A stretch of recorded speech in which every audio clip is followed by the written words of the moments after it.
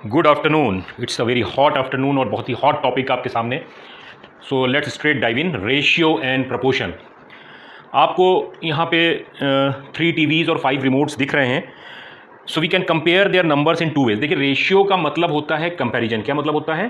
Comparison. Comparison का मतलब होता है किसी भी चीज़ की तुलना करना, किसी भी चीज़ को आपस में कंपेयर करना। अब अगर हम यहाँ पे बात करें तो हम इसको, ये टीवी है, ये रिमोट है और ये ऑब्वियसली ये ओरिजिनल नहीं है, तो इसको भाई ऑन करने की कोशिश बिल्कुल मत कीजिएगा।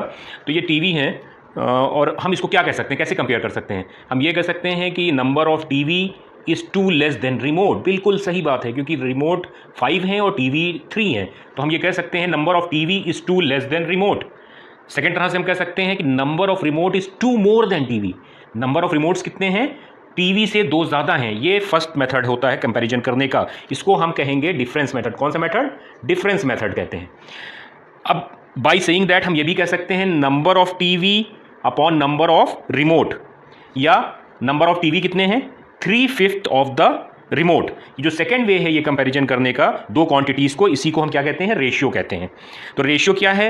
इज द कंपैरिजन ऑफ 2 और मोर क्वांटिटीज, 2 और more quantities of same kind using division. बहुत इंपॉर्टेंट है। कैसे? Using division. अब now the question arises that how we will write ratio. तो ये आपको समझ में आ गया कि रेशियो का मतलब होता है कंपैरिजन करना। We can define ratio of 2 quantities. कोई भी 2 क्वांटिटीज हैं, फॉर एग्जांपल यहाँ तो मैंने टीवी और रिमोट की बात की हुई थी, लेकिन अब कोई भी 2 क्वांटिटीज हैं, फॉर एग्जांपल ए और B of the same kind. आपको माइंड में ये रखना है, कंपैरिजन करना है दो और दोनों क्वांटिटीज को, दोनों एक सेम काइंड की होनी चाहिए। सेम काइंड और सेम यूनिट्स होनी चाहिए उसकी।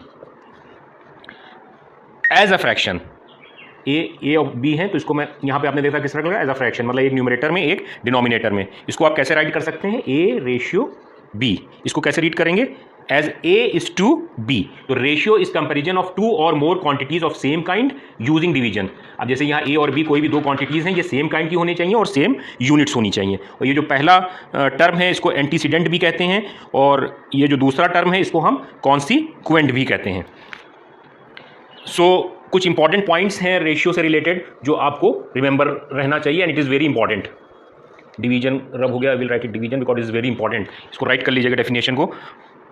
इन a ratio the order of terms are very important. देखिए, 2 चीज़ों के कंपैरिजन को ही रेशियो कहते हैं, तो 2 चीज़ें होंगी, कोई भी 2 चीज़ें होंगी, तो the ratio order of term, for example 3:5 will never be equal to 5:3।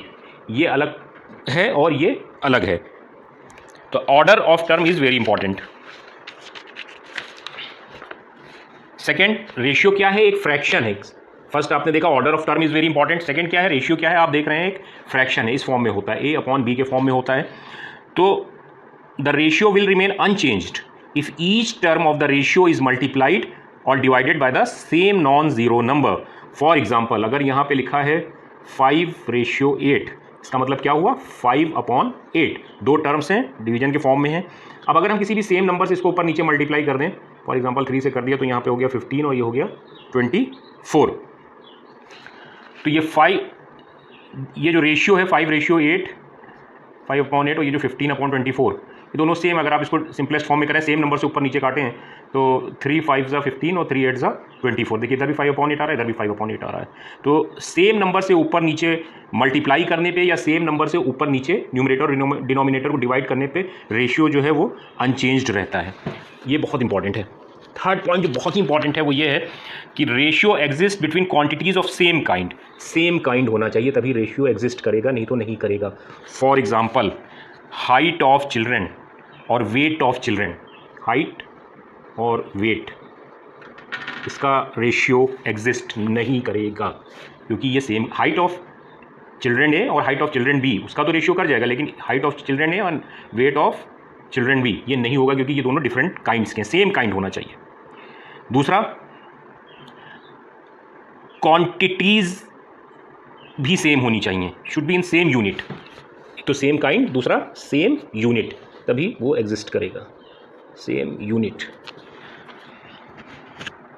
For example, अगर 10 मिनट्स हैं और 1 आवर है, इसको आपको कंपेयर करना है, तो या तो आप मिनट्स को आवर में चेंज कर लीजिए या आवर को मिनट्स में चेंज कर लीजिए। मतलब it should be also into minutes. अभी आप कंपेयर कर सकते हैं। दोनों की यूनिट जो है वो क्या होनी चाहिए, सेम होनी चाहिए, सेम काइंड होना चाहिए और सेम यूनिट होनी चाहिए। Ratio is a number, it has no units. तो ये रेशियो के लिए is a comparison of two और more quantities of same kind using division. For example, अब देखिए जैसे एक प्रैक्टिकल एग्जाम्पल है कि there are 130 toffees in a box. एक बॉक्स में कितनी टॉफ़ीज़ हैं, 130 टॉफ़ीज़ हैं। तो आपको 2 चिल्ड्रन में डिवाइड करना है इन द रेशियो ऑफ 4:9। आप इसको ऐसे डिवाइड करना है। तो फर्स्ट चाइल्ड को कितना मिलेगा, सेकंड चाइल्ड को कितना मिलेगा। तो सबसे पहले आप क्या करेंगे, सम ऑफ इसको जो सम है, सम ऑफ बोथ रेशियोज़, ये टॉफ़ीज़ हैं, टोटल नंबर ऑफ टॉफ़ीज़ 130 हैं और इसको 4:9 में आपको डिवाइड करना है। तो फर्स्ट चाइल्ड का sum of both ratio is equal to 4 + 9 is equal to 13। तो फर्स्ट चाइल्ड का जो शेयर होगा, फर्स्ट चाइल्ड शेयर हो जाएगा 4/13 इंटू 130। इसको डिवाइड करेंगे तो 40 टॉफ़ीज़ इसको मिल जाएंगी। और जो सेकेंड चाइल्ड होगा उसका क्या शेयर होगा, 9/9 है ना, 9/13 इंटू 130 यानी कि 90। इसको 90 टॉफ़ीज़ मिल जाएंगी। अब देखिए 90 और 40 कितना हो जाता है, 130 हो जाता है। तो इस तरह के क्वेश्चंस में आप रेशियो का यूज़ कर सकते हैं। अब प्रोपोर्शन क्या होता है, बहुत इंपॉर्टेंट है। व्हाट इज़ प्रोपोर्शन, यहाँ से देखिएगा, लास्ट तक देखिएगा, वीडियो को स्किप मत कीजिएगा। Proportion is an equation that states that two ratios are equal. For example, एक रेशियो है A:B और दूसरा रेशियो है C:D। ये दोनों रेशियोज इक्वल हैं तो हम इनको कहेंगे they are in proportion. Okay, इसको हम, और प्रोपोर्शन के लिए हम क्या सिंबल यूज़ करते हैं, ये हमारा 4 डॉट्स का सिंबल यूज़ होता है। इसको हम कैसे रीड करेंगे, A:B as C:D। ओके, इसको हम ये भी कह सकते हैं A, B, C, D are in proportion if product of extremes is equal to product of means. अब ये A और D, एक्सट्रीम मतलब कोने वाले जो ये टर्म्स होते हैं, ये कहलाते हैं एक्सट्रीम्स। क्या कहलाते हैं, एक्सट्रीम्स। बहुत दूर है ना भैया इसलिए। और ये जो पास वाले हैं इनको क्या कहते हैं, मीन्स। तो इसको आप ऐसे भी कह सकते हैं, A product of extremes is equal to product of means. Here अब कोई भी नंबर प्रोपोर्शन में है कि नहीं, इसको आप कैसे चेक करोगे। इसको चेक करने का एक मेथड होता है कि फॉर एग्जांपल कोई नंबर दिया हुआ है 5, 6, 15 और 18। तो प्रोडक्ट ऑफ एक्सट्रीम्स कितना होगा, इसको इससे मल्टीप्लाई करके देखेंगे, is equal to product of means. तो 5 × 18 इज इक्वल टू 6 × 15।